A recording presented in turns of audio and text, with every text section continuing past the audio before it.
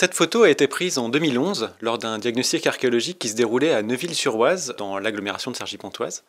Et c'est un chantier qui a été assez important dans l'histoire de l'archéologie en Val d'Oise parce que c'était la première fois que les recherches visaient à retrouver, à étudier spécifiquement des vestiges de la Seconde Guerre mondiale.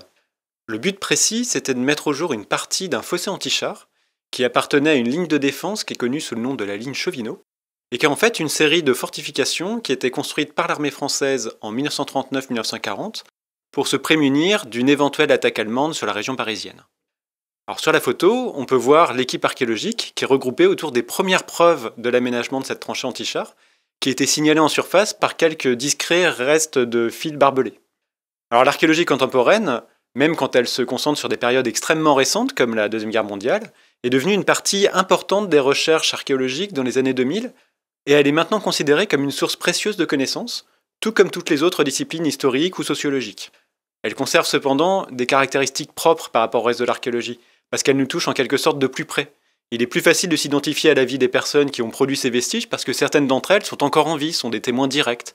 Ce qui nous place pour une fois, ce qui n'est pas courant dans la vie d'un archéologue, à la croisée entre la technique archéologique stricto sensu et le devoir de mémoire. Et si vous regardez attentivement encore cette image, vous verrez que je tiens dans la main un détecteur de métaux. C'est un outil qui est couramment utilisé par les archéologues dans leurs travaux, et malheureusement, il est également souvent utilisé par des particuliers qui pratiquent ce qu'on appelle un petit peu abusivement la détection de loisirs ou la chasse au trésor, c'est-à-dire qu'ils parcourent les champs et les forêts à la recherche d'objets anciens. Cette passion peut sembler bien inoffensive, mais en fait elle représente un grave danger pour notre patrimoine. Tout d'abord parce que l'extraction d'objets du sol, sans méthodologie scientifique, les rend muets, les tue en quelque sorte pour la recherche future, puisqu'on perd toutes les informations sur leur contexte.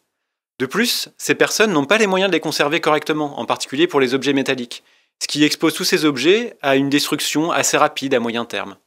Et enfin, il faut savoir qu'il existe de véritables réseaux de pillage organisés, des réseaux criminels, qui font de la revente d'objets archéologiques. On estime d'ailleurs que ces activités criminelles correspondent au troisième trafic mondial après la drogue et les armes.